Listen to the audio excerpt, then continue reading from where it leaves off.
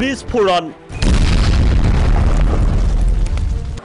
তালিবানক উভতি ধৰিছে আফগান সেনাই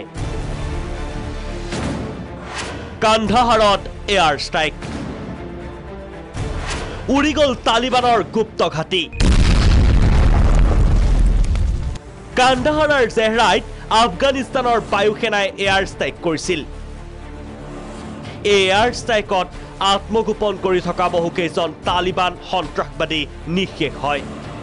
অকল কান্দাহাৰতে নহয় আফগানিস্তানৰ একাধিক চহৰত সেনাৰ অভিযান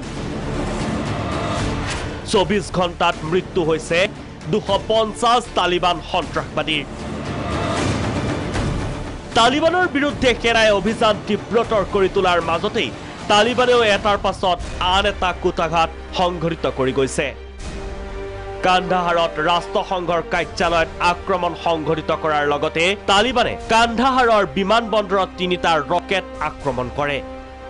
ইপিনে তালিবানে আফগানিস্তানৰ 80% ভূখণ্ড দখল কৰাৰ দাবীক নস্যাৎ কৰে আফগানিস্তান চৰকাৰে চৰকাৰৰ মতে পৰিস্থিতি তেওঁলোকৰ নিয়ন্ত্ৰণাধীন লস্কৰৰ গাহ আৰু হেলমন্দ এলেকা তালিবানে দখল কৰা দাবীকো অপপ্ৰচাৰ আখ্যা আফগানিস্তান চৰকাৰৰ 6 মাহত সলনি হ'ব আফগানিস্তানৰ পৰিস্থিতি এই দাবী কৰিছে আফগানিস্তানৰ ৰাষ্ট্ৰপতি আশৰাফ ঘানীয়ে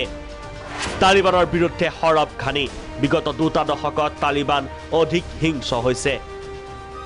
তালিবানৰ বাবে আন এক মুখ্য আঘাত ক্ষমতা দখল কৰিলেও তালিবানক স্বীকৃতি নিদিয়ে ইউৰোপীয়ান ইউনিয়নে তালিবানে আফগানিস্তানৰ ক্ষমতা দখল কৰাৰ উপক্ৰম হোৱাৰ সময়ত আফগান সেনাৰ শেহতীয়া প্ৰত্যাক্ৰমণে দৃষ্টি কাঢ়িছে বিশ্ববাসীৰ international desk report Prag news